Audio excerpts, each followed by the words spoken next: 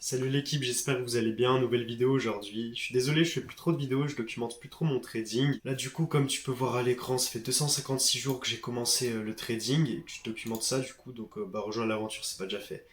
Mais du coup, aujourd'hui, je vais vous présenter un peu mon journal. J'ai changé du coup mon journal de trading, comme vous pouvez le voir ici. Donc, je me suis inspiré du journal de trading à Tom Trade. Donc, j'ai mis mes entrées comme lui, il a fait. En fait, il a fait des types d'entrées.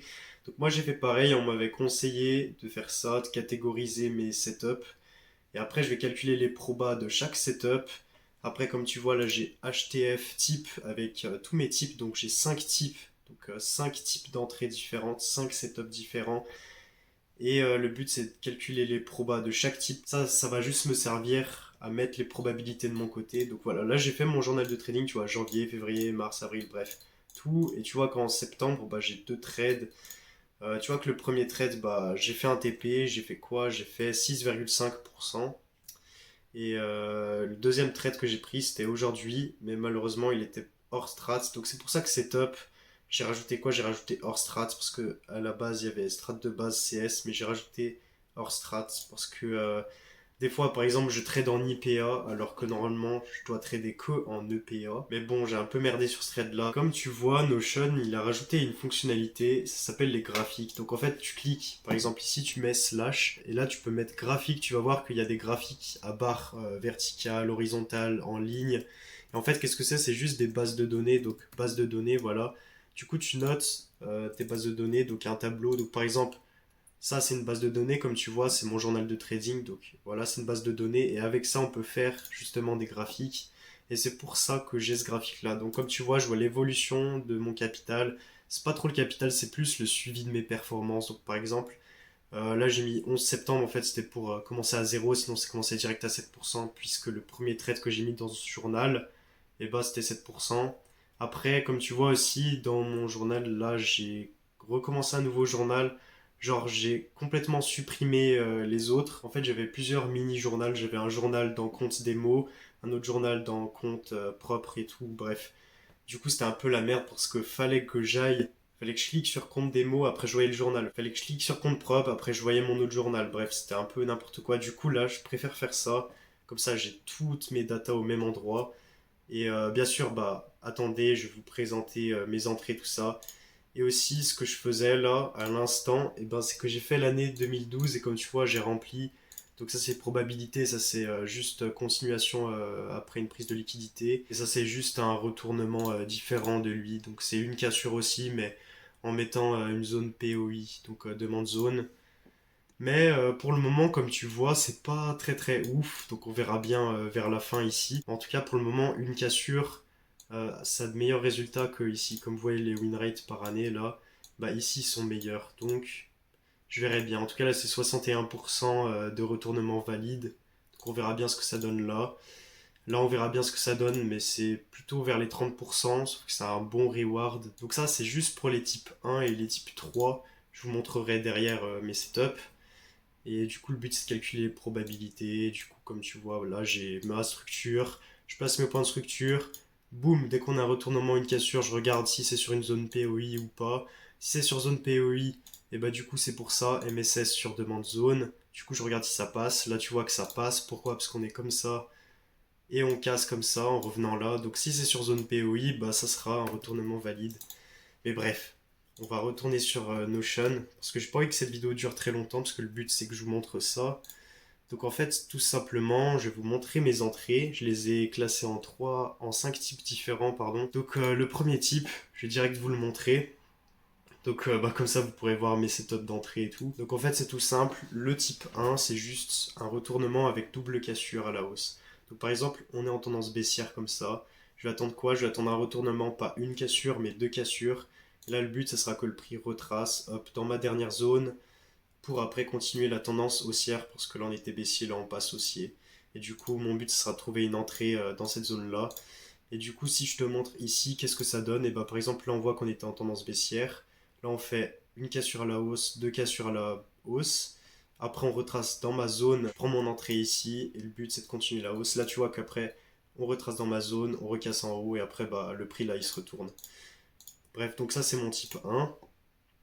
Donc voilà, après le type 2 c'est quoi? C'est un setup de retournement aussi, mais avec une demande zone, c'est les MSS, c'est ce que je calcule en ce moment là, les probabilités. Donc en fait c'est juste une cassure, c'est sur demande zone, je prends mon entrée, hop, et voilà, ça passe ou ça casse.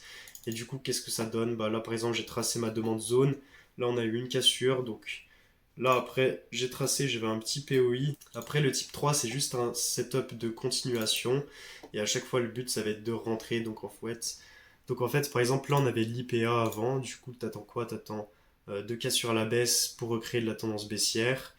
Du coup, quand on a eu les deux cas sur la baisse, et ben à chaque fois, on va chercher des entrées au retracement pour continuer la tendance baissière. Et du coup, qu'est-ce que ça donne en réel? Là, j'ai trouvé un exemple. Bah, là, on était en IPA. Et là, après, on m'a fait quoi? Une cassure, deux cassures. On cherche des entrées à chaque fois. Boum, boum, boum. Et après, bah, le prix se retourne parce que bah, on peut pas faire ça indéfiniment.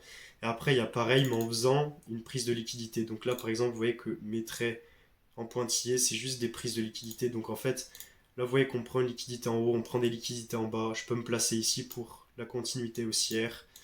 Et du coup, qu'est-ce que ça donne sur le graphique? Et bah, ça donne ça. Donc en fait, on venait d'une tendance baissière, hop, on passe haussier. Là, on fait quoi? On fait une cassure, on peut rentrer, on refait une cassure. Bref, vous avez compris. Là, on prend des liquidités pour continuer la hausse. Bref, ça, c'est mon setup de type 3, c'est un setup de continuation. Donc les deux premiers types, c'est retournement. Type 3, continuation. Et type 4, c'est un peu mon péché mignon, on va dire. Bref, en fait, c'est quand il y a un MSS qui est invalidé. Donc par exemple, on est baissier, on fait une cassure à la hausse, c'est sur demande zone. Du coup, on va chercher un setup d'achat. Sauf que le prix casse en bas, du coup, bah, le setup d'achat est invalidé. Et du coup, on fait un MSS de l'autre côté, puisqu'on a une demande zone de l'autre côté. Et du coup, on va chercher une vente après le retracement là, avec le stop loss là-haut, quoi. Parce que si on casse ça, bah, ça voudrait dire que le setup de vente est invalidé. Du coup, je vais chercher une vente là-dedans. Et je trouve que c'est un setup à haute probabilité. Faudra que je teste ça, les gars, mais franchement, j'aime bien ce setup. Et par exemple, bah, j'ai pris un trade. Par exemple, là, j'ai mis l'exemple. Bon, ça fait beaucoup d'exemples, mais là, vous voyez qu'on avait eu une cassure à la baisse parce qu'en fait, j'avais pris le trade à l'achat tout en bas. Bref, il y a un autre exemple où j'ai mis, c'est pour le setup 5, le type 5. Et du coup, en fait, hein, on a eu un MSS, on a cassé en bas, sauf qu'on a recassé en haut. Du coup, on est repassé haussier. Donc là, t'attends un retracement, tu prends le trade pour l'achat. Et là, tu vois que c'est passé. Donc voilà. Donc c'est good. Et de l'autre côté, bah, c'est pareil, on est baissier comme ça. On fait une casse sur la hausse, retournement, sauf que le retournement est invalide parce qu'on casse en bas. Et du coup, MSS de l'autre côté, on va chercher une vente. Donc hop, ça revient. Bon, là j'ai pris une zone comme ça. Et après, hop, ça recasse en bas, donc c'est valide. Voilà pour le type 4. Et après le type 5, je vais le montrer rapidement. Ça, c'est juste prendre la dernière zone qui était EPA. Donc par exemple, ici on avait eu un MSS. Tac. Après, là on a fait de l'IPA. Et du coup, ça, c'était ma dernière zone EPA, là, tout ce retracement. Du coup, le prix, il a fait quoi? Hop, il me prend une liquidité en haut, il me prend une liquidité en bas, il revient dans ma dernière zone EPA. Et là, du coup, on va prendre un trade à l'achat pour continuer la hausse. Donc ça, c'est le setup plutôt safe. Donc c'est l'achat. C'est pour ça que j'avais pris un achat ici. J'avais fait 12R. J'étais vraiment fier de ce trade, il était vraiment super beau. Donc on prend une liquidité en haut, du coup on casse en bas. On est toujours aussi, on revient dans ma dernière zone EPA. Le but c'est de continuer la hausse, c'est ce qu'on a fait. Et du coup le setup plus risqué, on va dire, c'est qu'on a de l'EPA là, on a de l'EPA là. Ça peut soit réagir comme ça ici, ou soit réagir dans ma dernière zone EPA. Et du coup là on voit qu'avec l'annonce, hop, c'est revenu dans ma dernière zone EPA ici. Bon après avec la mèche, on voit qu'on continuait juste l'EPA. Donc là ça fait juste une prise de liquidité, deux prises de liquidité, mais ça reste dans le PA et le but c'était surtout de ne pas casser ça en fait, cette dernière zone là. Faut juste se dire que le type 5 c'est prendre la dernière zone EPA. Et voilà. Et du coup quand je prendrai mes trades, j'aurai juste à mettre le type de setup, mon entrée, donc quel time frame j'ai utilisé pour l'entrée. Par exemple là le TP, j'ai juste utilisé le H1 et bah, du coup bah, c'est passé. Donc juste avec le H1, hop j'ai pris position, c'est passé, on était EPA haussier. Du coup, voilà, là c'est pareil, j'ai utilisé que le H1, mais bon, pas très fier de ce trade, franchement. Mais bon, c'est pas grave, j'ai perdu 1%. Sur le long terme, là, si je fais pas de la merde, normalement, je suis censé bien réussir. Et du coup, après, j'ai mon type LTF. Par exemple, c'est juste si je suis en tendance baissière en haute time frame. Du coup, je passe en LTF. Et là, après, c'est mon type d'entrée. Donc, c'est exactement comme la HTF. comme je vous ai montré les 5 types, sauf que là c'est pour la LTF. Donc type 1, ça c'est retournement double cassure, type 2, retournement une cassure, type 3, continuation, type 4, retournement invalide, du coup retournement de l'autre côté, et type 5, c'est juste dernière zone EPA que tu prends directement en ordre limite. Bref, du coup c'est parfait. Je vais noter tout ça, ça va être super. Et ce qui est bien, c'est que vu que j'ai catégorisé mes trades avec les types, tout ça, et ben là, il y a un truc qui est super bien, c'est filtrer. Je vais pouvoir ajouter des filtres. Je vais pouvoir mettre plein de trucs genre entry time frame, par exemple, si je veux que les entrées en time frame que en H1, ou alors en H1 avec le 5 minutes, je peux mettre, mais que le H1, bah tu vois que j'ai ces deux-là. Si par exemple je mets que 5 minutes, bah là j'en ai aucun par exemple. Et du coup, ça va me permettre de trier, de voir ce qui marche le mieux et de m'améliorer en fait. Donc voilà, je suis vraiment content de ça. Et je trouve que Tom's Trades, il gère bien. En fait, je l'avais découvert sur Insta. Il est super bien organisé ce type. Donc pour l'organisation, bah je l'ai copié un peu parce que enfin je me suis inspiré de lui. Là, j'ai vu qu'il avait fait plusieurs types de setup. J'ai fait mais c'est une bonne idée ça en fait. Et du coup j'ai fait pareil bah, avec mes types et tout. Bref, je me suis beaucoup inspiré de lui parce que c'est un gars inspirant et je trouve qu'il est super bien organisé. Donc moi j'ai envie d'être organisé comme lui. Lui ça marche pour lui, je me dis pourquoi ça marcherait pas pour moi quoi. Et c'est vraiment ce qui me manquait, c'était catégoriser mes setups, que je me dise quand je vois mon setup, ça c'est un type 3, j'ai tant de probabilité que ça passe. Si j'ai ce type de RR avec ce type de probabilité, et ben normalement je suis rentable sur le long terme. C'est ça qu'il faut que je me dise. C'est comme ça que je vais être rentable en fait. C'est ce que j'ai marqué là. Trust the process, bonne probabilité. Donc si j'ai par exemple le type 1, je sais qu'il est probable de passer à 55% et que j'ai un bon RR, c'est-à-dire je sais pas un RR de 1,3, et ben sur le long terme je sais que je serai rentable. En fait si tu lis la probabilité avec un bon RR et que tu arrives à prendre un trade, et ben forcément, normalement, t'es rentable sur le long terme, sauf si tu fais n'importe quoi et tout. Mais ça paraît logique en fait. Et par exemple, je pense que ce qui est le plus probable, ce qui marche le mieux, c'est le setup de type 3. C'est juste la continuation, c'est ce qui marche le mieux, j'ai remarqué. En tout cas, les données, elles valideront ce que je dis ou pas. Mais en tout cas, bah, je sais déjà que c'est à peu près 60-70% de chance de probabilité que ça passe quand on est en EPA.